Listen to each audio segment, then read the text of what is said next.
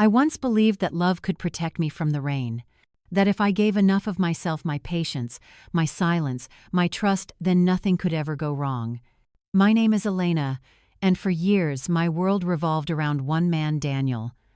He was calm, charming, the kind of man who made everyone feel safe. To me, he was light, steady, golden, constant. When he smiled, the house felt warmer. When he spoke, his words carried a quiet certainty that made me forget how to doubt. In the beginning, I thought I had found peace. We built a life of glass and sunlight, white sheets, neat breakfasts, and the kind of laughter that hides the sound of small fractures. Sometimes I caught my reflection in the kitchen window, and it looked like happiness. But reflections, I later learned, don't always show the cracks behind the glass. Then came the little things. The way Daniel's eyes lingered too long on his phone. The way his hand hesitated before reaching for mine. The late-night calls that he said were work emergencies.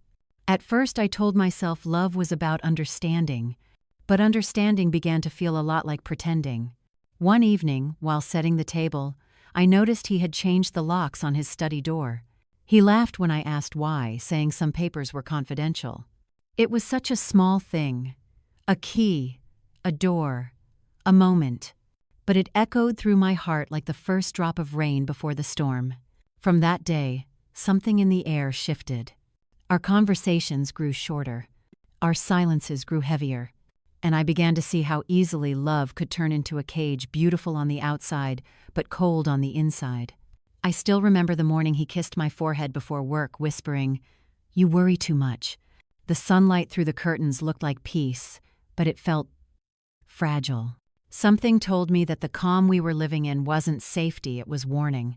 I didn't know it yet, but that quiet morning, the one that seemed so ordinary, was the beginning of everything that would break. And when the rain finally came, it didn't wash me away. It showed me who I really was. If you enjoyed my story, you can leave a 1 in the comments. It lets me know these stories still mean something to you.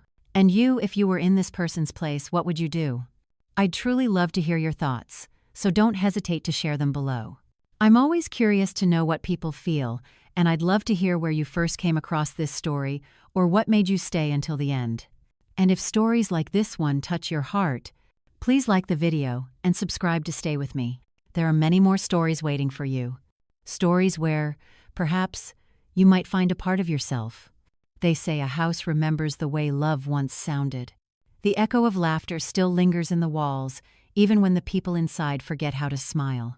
Our home was like that, beautiful, quiet, and always listening. Every morning, Daniel would leave for work at exactly 7:30. His shoes lined perfectly by the door, his tie straight, his coffee untouched until it was the right temperature.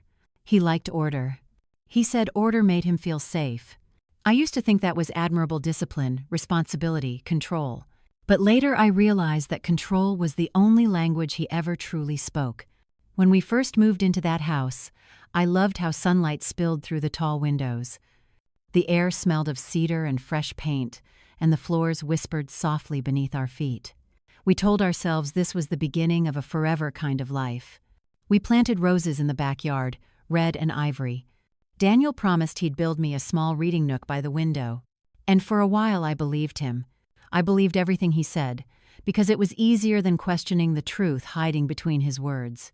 At first, he wanted to know everything about my day. Where I went, who I met. He'd call 3, sometimes 4 times before noon. He'd say it was because he missed me, because he loved me.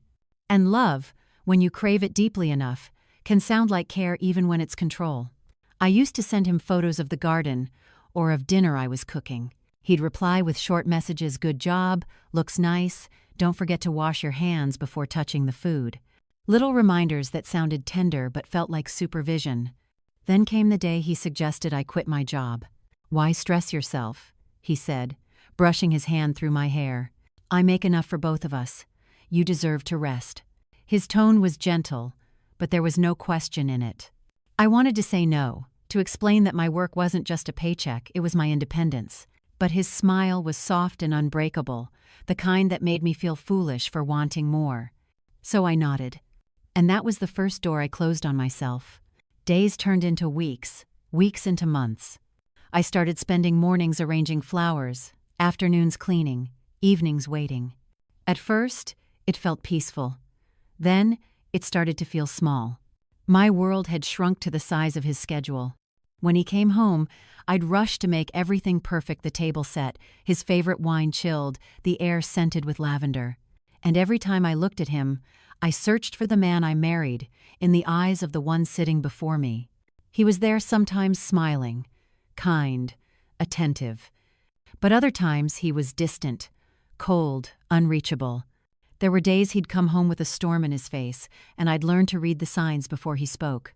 The way his jaw tightened. The way his keys hit the counter too hard. The silence before dinner that was the real punishment. Once, I burned the roast. He didn't shout. He didn't have to. He just stared at me, long and disappointed, and said quietly, "You should pay more attention, Elena. Distractions make people careless." And somehow, that hurt more than anger ever could. At night, when he fell asleep, I'd lie awake listening to the rhythm of his breathing. It sounded steady, certain, like a metronome keeping time in a life I no longer felt part of. I'd trace the ceiling with my eyes and wonder when love had turned into obedience. He started locking his phone. He said his clients demanded privacy. Then he began taking weekend trips, short ones at first, then longer. Investor meetings, he said. Don't wait up. And I didn't, at least not with hope. Sometimes, when the house was empty, I'd sit by the window with a cup of tea and watch the rain run down the glass. The sound was soft, almost comforting. Raindrops slid across each other like quiet secrets trying to escape. That was when I realized our marriage was like that window. Polished, transparent, but nothing inside it was truly seen. My mother once told me that every woman reaches a moment when silence becomes unbearable. That moment came for me one ordinary afternoon when I went to water the roses. The red ones had begun to wilt, though it wasn't the season. Their petals curled inward, like they were hiding from the light. And as I touched one, the stem broke in my hand, fragile, hollow, already dying from within. I remember standing there, rain dripping from the eaves, thinking, this is what love feels like when it's losing air. Daniel came home late that night. His cologne smelled different. Sharper. Expensive. He noticed the broken rose on the counter and asked, "What happened here?" I said it must have snapped in the wind. He shrugged, poured himself a drink, and said, "You should take better care of things you love." I wanted to answer, to ask if he still loved me, if he even saw me anymore. But the words died on my tongue. Over time, I began to live between moments of fear and hope. Fear that one wrong word could turn his mood. Hope that maybe, one day, he'd soften again. But hope, when repeated too long, turns into denial, and I was drowning in it. One night, as he scrolled through his phone, I caught a glimpse of a message reflected in his wine glass. Just a name, Isabel. He turned the screen quickly, smiled, and said it was a colleague. But something in his voice had changed. It was colder, careful, rehearsed.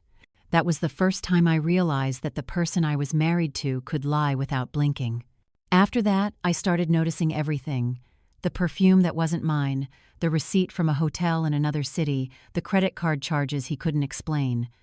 But instead of confronting him, I stayed quiet. Because I needed to know why. Because sometimes silence is not surrender, it's preparation. Still, the hardest part wasn't the lies.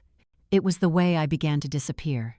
Every day, I felt smaller, like a shadow of my former self. I avoided mirrors. I stopped dressing up. I moved through the house like a ghost, keeping everything in order so no one would notice she no longer existed. And yet, in that emptiness, something began to grow, a tiny, stubborn voice, whispering that I deserved more. It was quiet at first, fragile, like the flicker of a candle in a dark room. But once you hear the truth, even in whispers, it doesn't stop. One morning, Daniel handed me a new phone. He said it was for convenience, that my old one was outdated. But when I tried to log into my accounts, the passwords didn't work. He smiled and said he'd take care of it. That's when I knew. He wasn't protecting me. He was erasing me. Later that week, I met with my brother Ryan for coffee. He looked at me for a long time before asking, "Are you happy?" It was such a simple question, and yet I couldn't answer. I just stared at the steam rising from my cup, twisting in the air like smoke from a fire already burning down. Ryan touched my hand. "Elena," he said softly, "happy people don't go quiet when they're asked that." His words stayed with me, echoing louder than any argument Daniel and I ever had. That night, as I stood by the window, the reflection staring back at me didn't look like a woman in love. It looked like someone waiting to wake up. And I think, in that moment, I finally did. Daniel came home past midnight. He didn't notice me watching him from the stairs. His shirt was wrinkled, his tie loose, and in his pocket I saw a hotel key card. He poured himself another drink, stared out the window, and muttered something about loyalty, how people never appreciate what they have. I wanted to tell him that I did appreciate him, once, until appreciation became obedience. He turned, met my eyes, and for a split second, I thought he might say something real, something honest. But instead he smiled, that same cold, perfect smile, and said, "Don't wait up next time, you'll only worry." Then he went upstairs, and I stood there alone, the house silent except for the rain tapping against the glass. It was the same rain that had once lulled me to sleep, but now it sounded different. Sharper, heavier, like the world was trying to warn me about the storm that was coming. I don't remember how long I stood there. Minutes, hours, maybe longer. All I know is that when I finally moved, something inside me shifted a quiet decision, invisible but irreversible. The next morning I looked at the roses again. Only the white ones remained. Their petals were still wet from the night rain, glistening like tears that refused to fall. I whispered to them, to myself, "This house may still be beautiful, but it's no longer home." And that was the moment I stopped waiting for Daniel to change. I began instead to change myself.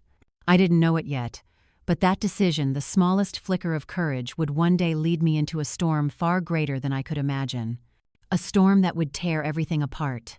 And in the heart of it, I would finally find my way back to me. Silence is a strange companion. At first, it feels like peace. Then, slowly, it becomes a mirror that shows you everything you've been trying not to see. For a long time, my silence was obedience. I used to think that if I just stayed calm, if I didn't argue, things would get better. But silence has a way of turning into something sharper, something that listens and learns and eventually speaks. After that night with the hotel key, something inside me refused to sleep again. I began to move differently through the house, quietly but with purpose. While Daniel worked late, I started noticing the details he overlooked. The bank statements on his desk, the calls he took behind closed doors, the faint smell of perfume that didn't belong to me. Every lie left a small fingerprint, and I began collecting them, not out of anger but out of clarity. I found old files on his computer, financial transfers, coded names, offshore accounts. At first, I didn't understand what I was looking at, but deep down, I knew it wasn't love. Love doesn't hide behind passwords. Love doesn't move money in the dark. One afternoon, I went to meet Sophia, my old friend from the firm where I used to work. It had been years since we last spoke. When she saw me, she hesitated as if she was looking at a ghost. "Elena," she said, "you look tired." I smiled, the kind of smile you wear when you don't want to fall apart in public. "I think I am," I answered, "but I need your help." We sat in a small cafe on the corner of Maple and 3rd. The rain outside streaked the windows, turning the city into a watercolor painting. I slid a USB drive across the table. "Can you look at these?" I asked. "Just tell me if something feels wrong." Sophia studied the files in silence. Her eyes moved quickly, her fingers tapping softly on the keyboard. Then she looked up. "Elena, these aren't company transactions. They're personal. He's been transferring funds, large amounts, to an account in the Cayman Islands." I felt my stomach tighten, but my voice stayed calm. "Can you trace it?" She nodded slowly. "I can try, but this could take time. Are you sure you want to know?" I looked at her and said, the truest thing I'd said in years. "I think I already do." That night, when Daniel came home, I met him at the door with a kiss.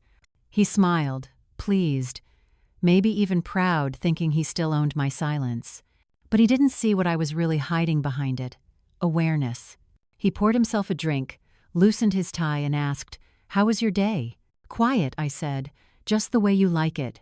He nodded, content, and for the first time I realized how easy it was to let him live inside his illusion.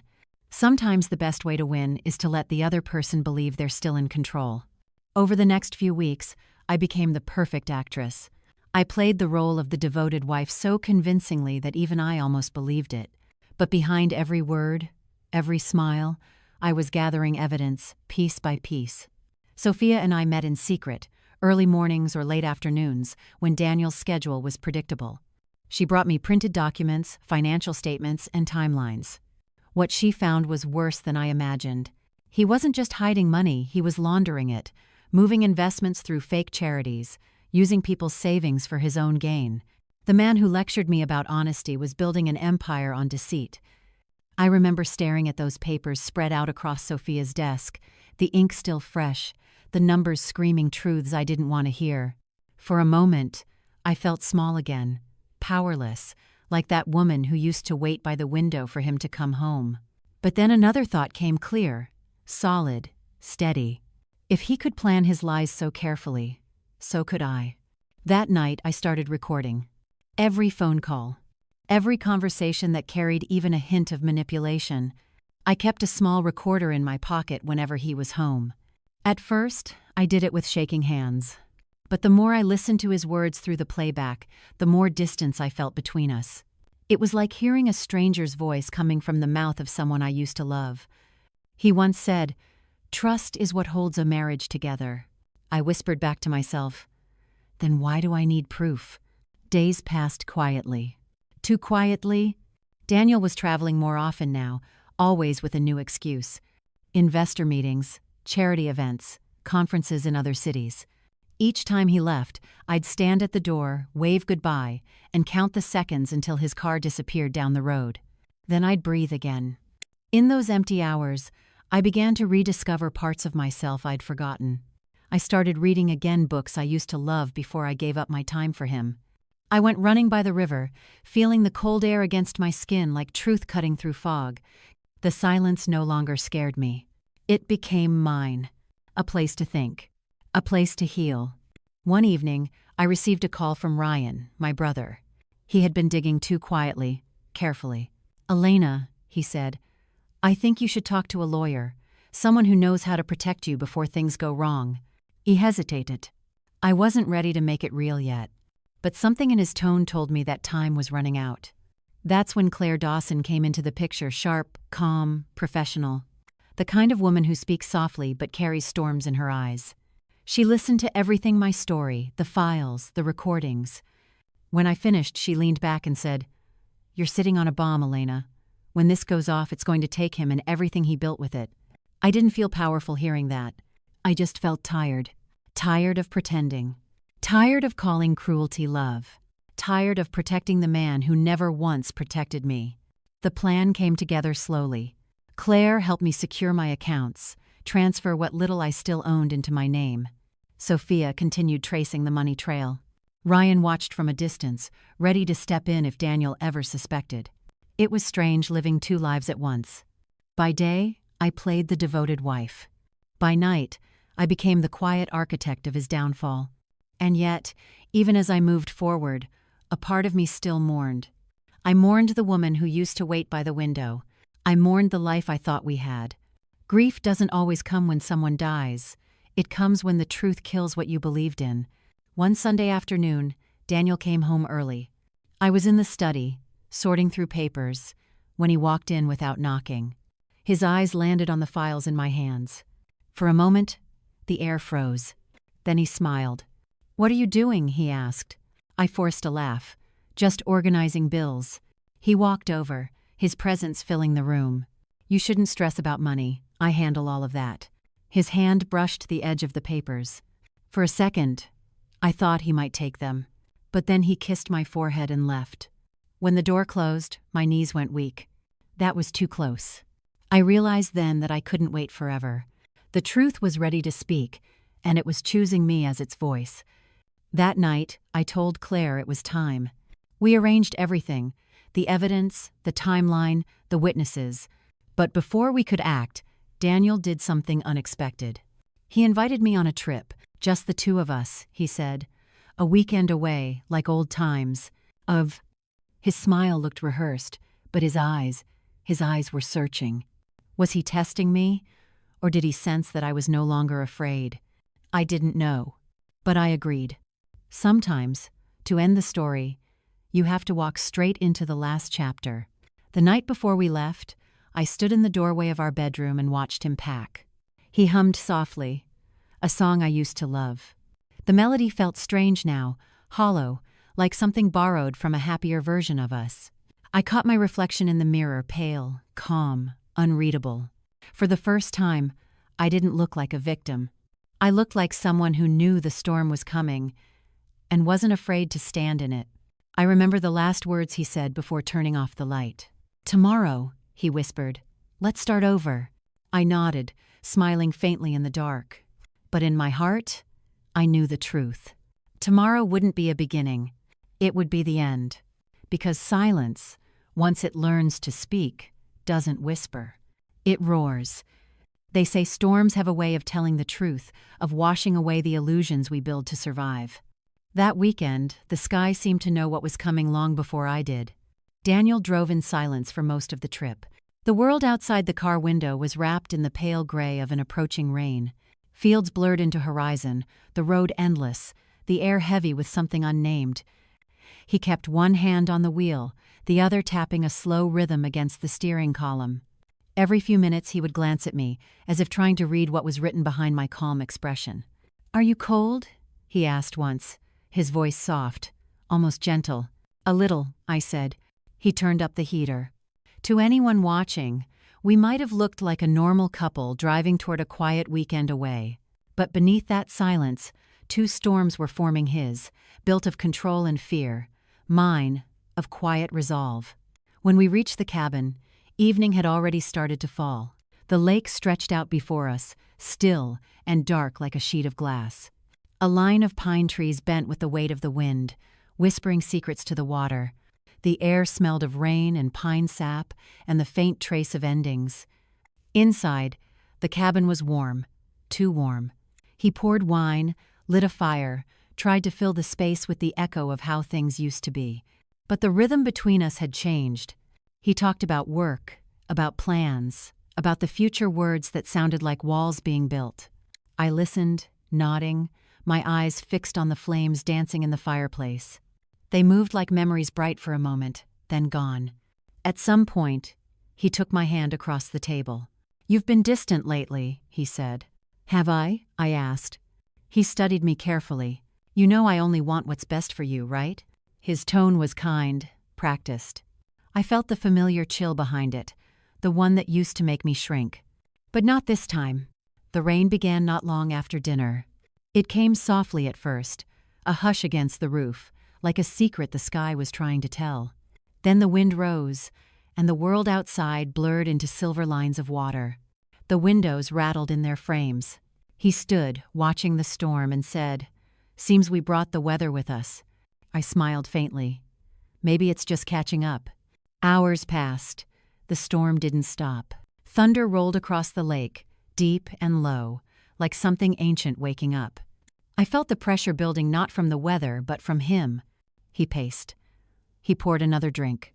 He started to ask questions about where I went, who I'd seen, what I'd done while he was away. Old habits rising again like ghosts from the corners of the room.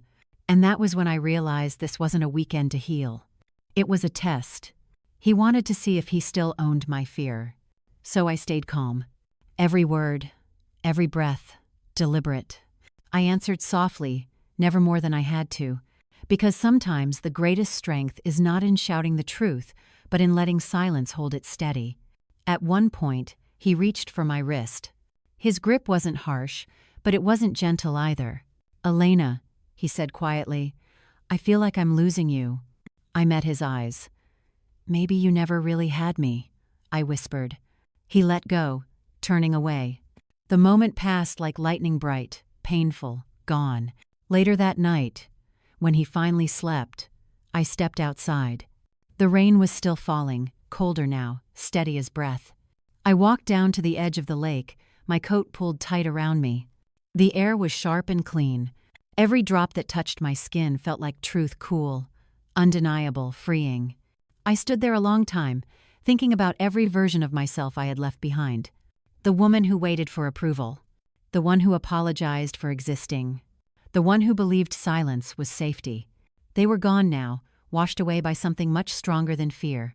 I didn't hate him. Hate would have meant he still owned a part of me. What I felt instead was distance, like watching a reflection fade from water. The kind of calm that comes after understanding. When I returned inside, the fire had burned down to embers. The cabin smelled of smoke and rain. Daniel stirred in his sleep, murmuring something I couldn't quite hear. I looked at him, this man who once felt like gravity itself, and saw only a stranger. And in that moment, I forgave him.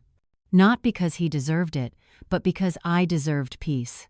The next morning, the storm had cleared. The lake mirrored the sky, and everything looked new, washed clean. He woke late, disoriented, his voice rough from the night before. "Elena," he said, "you went outside?" "Yes," I answered simply. "Why?" "To breathe." He frowned, confused, but said nothing more. We packed in silence. As we drove back, sunlight broke through the clouds, and the wet road shimmered like glass. He hummed quietly, maybe thinking the worst had passed. But I knew better. The real storm was just beginning, and this time it would not be mine. When we reached home, I carried my bag upstairs, opened the window, and let the wind rush in. The air smelled like rain and freedom. Downstairs, he called for me, his voice echoing through the empty hall. I didn't answer. Instead, I sat at my desk, opened the file I had prepared, and sent everything to Claire, to Sophia, to the authorities. Each click was a heartbeat. Each heartbeat a step closer to the truth finally being heard. Outside, the last drops of rain were falling, slow and silver. They traced the glass like gentle signatures of something ending, something beginning. I watched them until the sky cleared completely. And then I whispered, "Lesson learned." Because the storm he thought would test my obedience had become my awakening. He wanted me to fear the rain, but the rain had never been my enemy. It was the witness, the cleansing, the beginning of my freedom. There is a silence that comes after revelation. Not the calm of peace, but the stillness before the echo. When truth finally begins to move through the world, it doesn't shout. It hums quietly, steady and unstoppable, like the pulse of rain beneath the earth after a storm. The morning I sent the files, I felt no fear. Just a weight lifting, a small, precise kind of freedom that lives inside certainty. Daniel was still asleep upstairs, the kind of sleep that belongs to men who believe they are untouchable. I stood by the window with a cup of coffee, watching the thin mist rise from the garden, and thought how strange it was to feel both fragile and powerful at the same time. By noon, the first calls came. Claire's voice was firm, almost quiet with satisfaction. "The reports are filed," she said. "The investigation has begun. Don't answer his questions if he asks anything. And whatever happens next, keep your calm." Calm, yes. That had become my new armor. That afternoon, Daniel returned from a meeting, humming under his breath, a tune that used to mean he'd won something. He looked at me and smiled. It was the same smile he'd always used to smooth over tension, that blend of confidence and charm that once convinced me he could fix anything. "Elena," he said, "you look different today." "Do I?" "There's something in your eyes. You seem lighter." I suppose I am," I answered. He laughed, low, unaware. It's strange how people can live side by side and still inhabit entirely different worlds. Over the next few days, the small fractures began to show. A call he couldn't explain. A message he tried to hide. His voice, once steady, began to carry edges of irritation he couldn't control. And behind it all, a kind of confusion, as though the universe had started to whisper secrets that only he couldn't hear. I watched quietly. It was like watching a man try to hold water in his hands. No matter how tightly he gripped, it kept slipping through his fingers. The first real crack came on a Thursday. He came home early, pacing through the house. His tie hung loose, his phone clutched tightly in one hand. "Did you talk to anyone today?" he asked. "No one special." His eyes narrowed.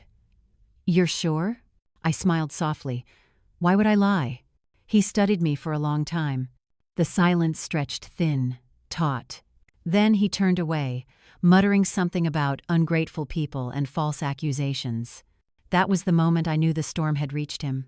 Over the next week, his behavior shifted erratic, nervous. He checked his emails constantly, made long phone calls behind closed doors, started locking the study whenever he left the room. But it didn't matter anymore. The locks were metaphors now. They couldn't hide what was already unfolding outside these walls.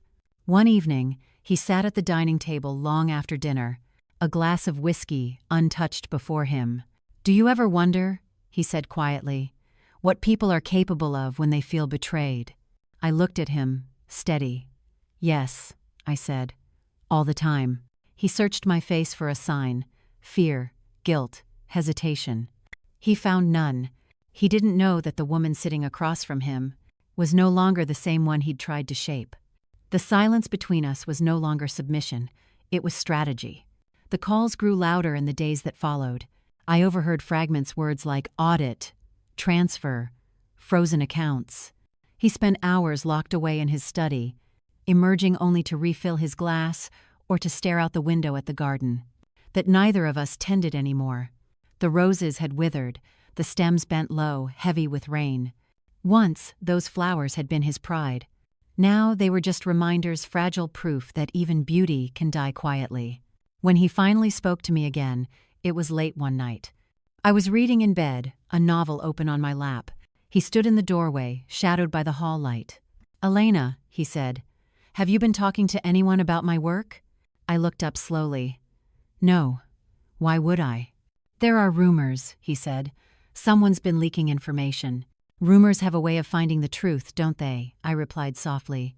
For a moment, anger flashed in his eyes, quick, sharp, like lightning on glass.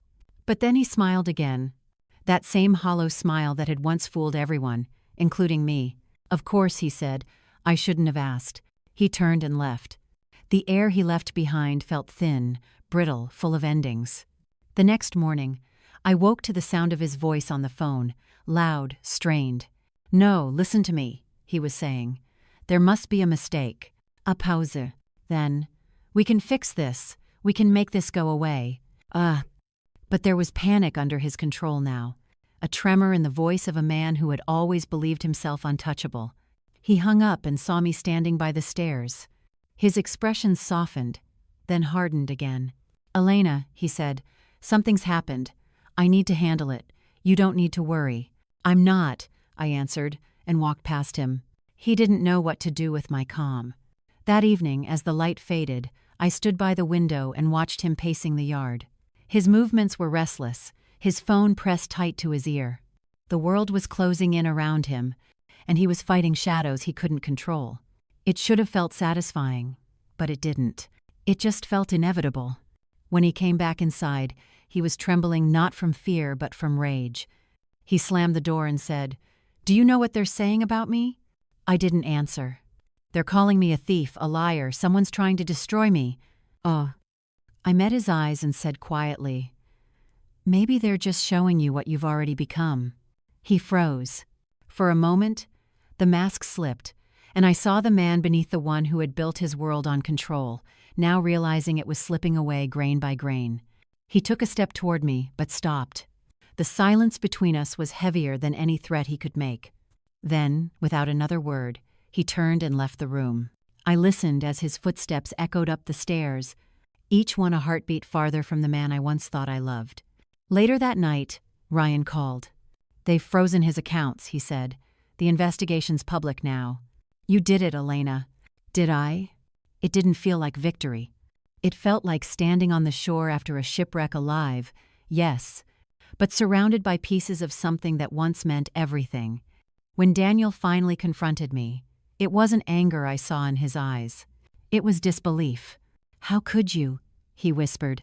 "After everything I've done for you." I looked at him steady and said, "You taught me how to follow instructions.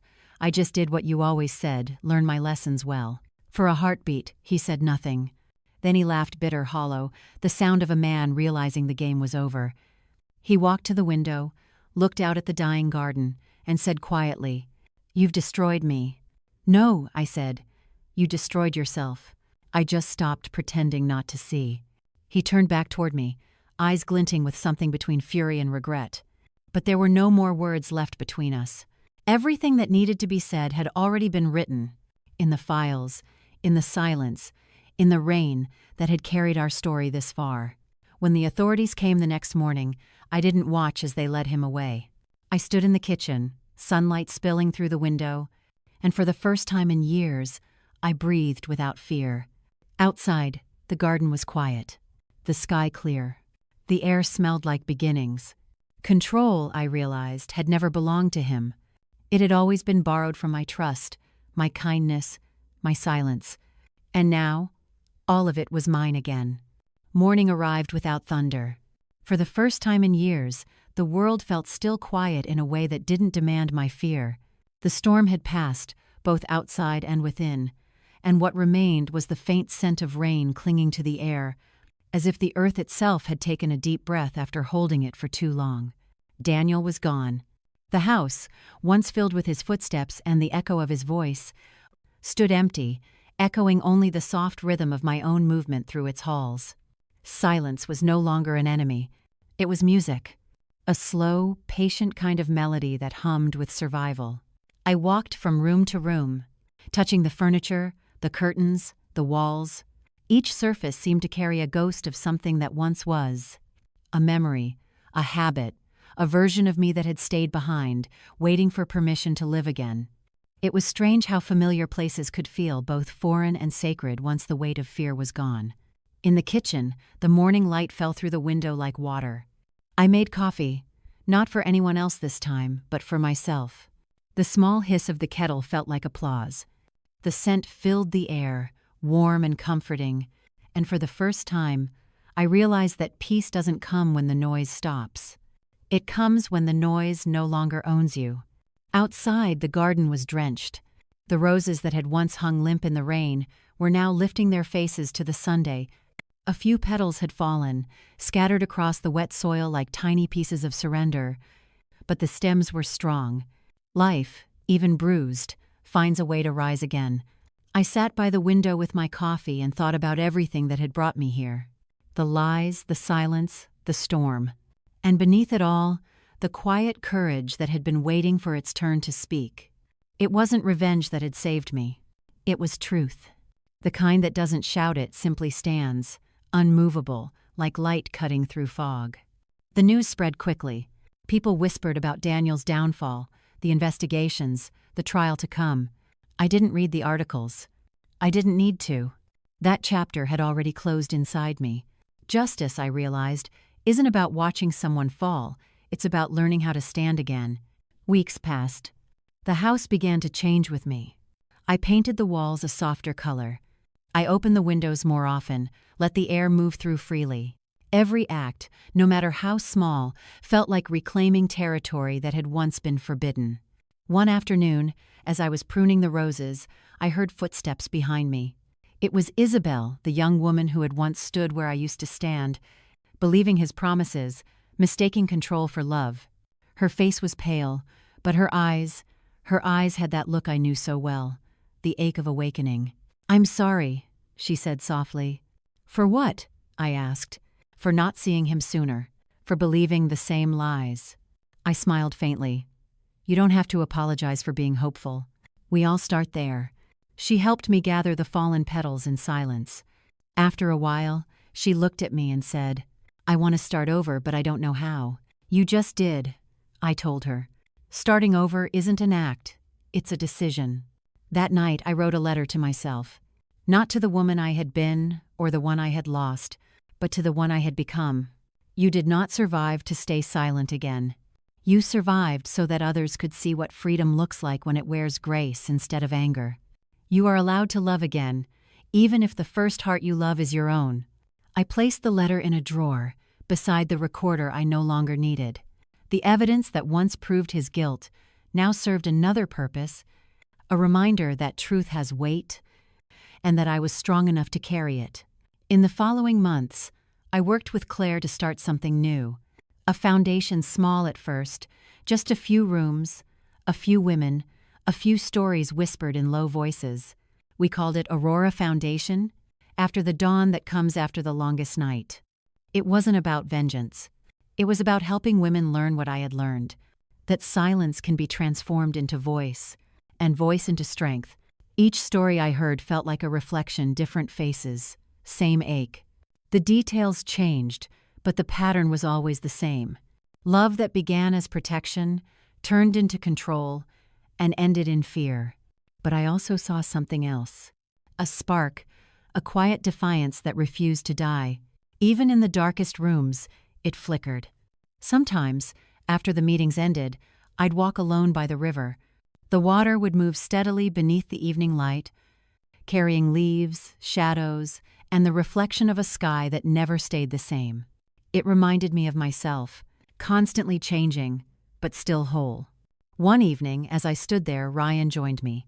He didn't say much, he never did. He simply stood beside me, hands in his pockets, watching the current. After a while, he said, "You did good, Lena." It had been years since anyone called me that. A small, familiar warmth spread through me. "Did I?" I asked. He nodded. "You turned the storm into something that grows." We stayed there until the sky turned from gold to blue, until the first stars began to shimmer above the water.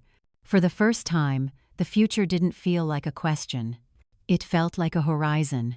At home that night, I lit a candle by the window. The flame flickered against the glass, a reflection dancing like a heartbeat. Once, that image would have felt fragile, temporary. Now it felt eternal. I sat down and began to write again. Not letters this time, but stories. About women, about survival, about the quiet, fierce strength that hides beneath gentleness.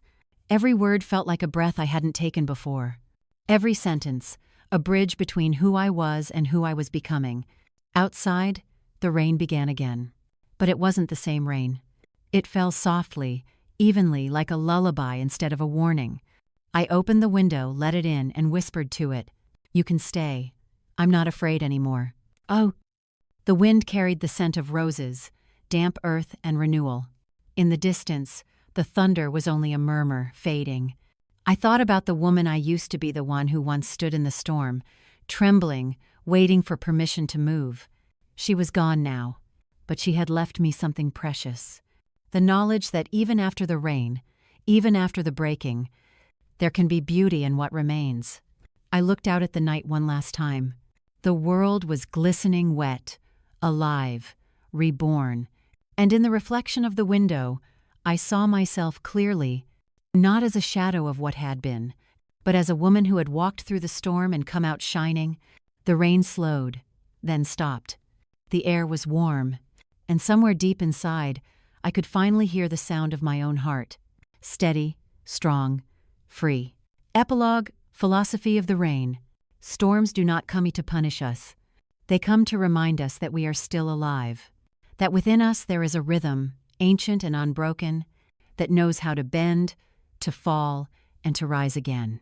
After the rain, nothing is ever the same, and that's the gift of it. I stood by the window, watching the city after the rain.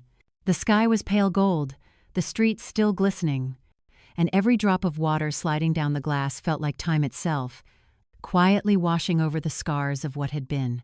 Somewhere, Daniel sat behind bars. But I didn't feel anger. I didn't feel hatred. What I felt was peace, the kind that comes only when pain has finally burned itself out. Because through him, I learned the most precious truth of all, that real strength isn't about defeating someone. It's about never again allowing anyone the power to destroy your peace. The night he left me in the rain, he thought he was teaching me a lesson. He didn't know that in that very moment, I was the one learning what loss truly means, and how, from that loss, a woman can be reborn. I opened the door and stepped outside. Rain was falling again, soft, gentle, almost tender. It touched my skin like forgiveness, like the world whispering, "It's over. You made it through." I walked slowly, feeling the air, the weight of freedom, and realized this journey was no longer mine alone. It belonged to every woman who has ever stood inside a storm believing she was weak, only to discover that she was the storm. Because we are not the ones broken by the rain. We are the ones who rise with it. Stronger, clearer, infinitely alive. I looked up at the sky, clean, vast, unburdened, and smiled, not the smile of victory, but of forgiveness and peace. When someone uses power to make you feel small, do not fight them with hatred. Be still. Watch. Prepare. Because justice doesn't need to shout. It only needs time and the quiet light of truth.